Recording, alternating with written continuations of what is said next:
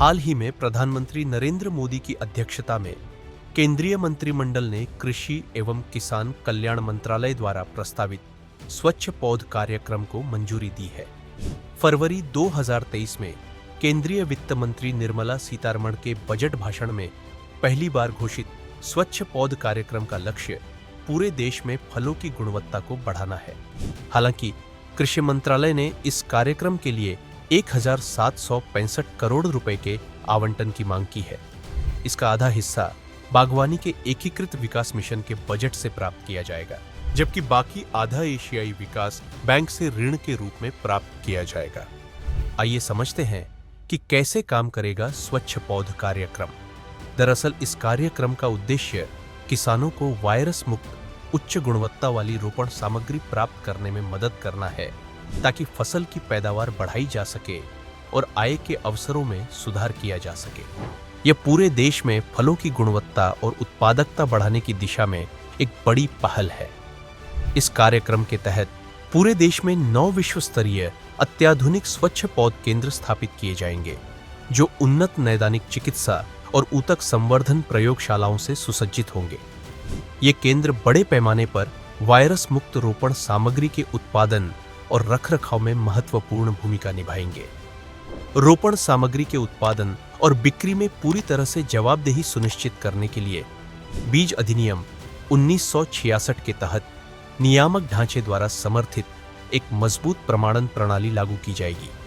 साथ ही बुनियादी ढांचे के विकास के लिए बड़े पैमाने पर नर्सरियों को सहायता प्रदान की जाएगी। यह कार्यक्रम भारत को फलों के एक अग्रणी वैश्विक निर्यातक के रूप में स्थापित करने और पूरे क्षेत्र में परिवर्तनकारी बदलाव लाने की दिशा में एक महत्वपूर्ण कदम होगा।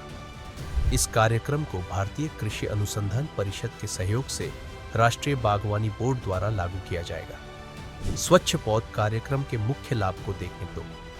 यह कार्यक्रम वायरस मुक्त उच्च गुणवत्ता वाली रोपण सामग्री तक किसानों की पहुंच प्रदान करेगा, जिससे फसलों की पैदावार बढ़ेगी और आय के बेहतर अवसर मिलेंगे। इस पहल से सुनिश्चित होगा कि उपभोक्ताओं को वायरस मुक्त बेहतर उत्पादों का लाभ मिले, जिससे फलों के स्वाद, रूप और पोषण के स्तर में बढ़ोतरी हो। उच्च गुणवत्ता वाले रोग मुक्त फलों का उत्पादन करके भारत एक अग्रणी वैश्विक निर्यातक के रूप में अपनी स्थिति को मजबूत बनाएगा, बाजार के अवसरों का विस्तार करेगा और अंतर्राष्ट्रीय फल व्यापार में अपनी हिस्सेदारी बढ़ाएगा। इसके अलावा यह कार्यक्रम सभी किसानों के लिए स्वच्छ पौध सामग्री तक किफायती पहुंच को प्राथमिकता देगा, चाहे उनकी भूमि का आकार या सामाजिक आर्थिक स्थिति कुछ भी हो।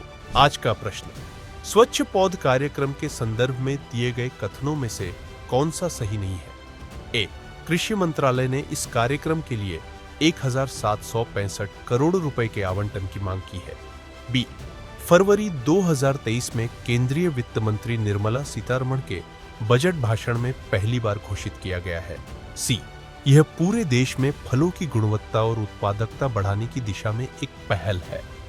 डी, इस कार्यक्रम को राष्ट्रीय बागवानी बोर्ड के सहयोग से भारतीय कृषि अनुसंधान परिषद द्वारा क्रियान्वित किया जाएगा।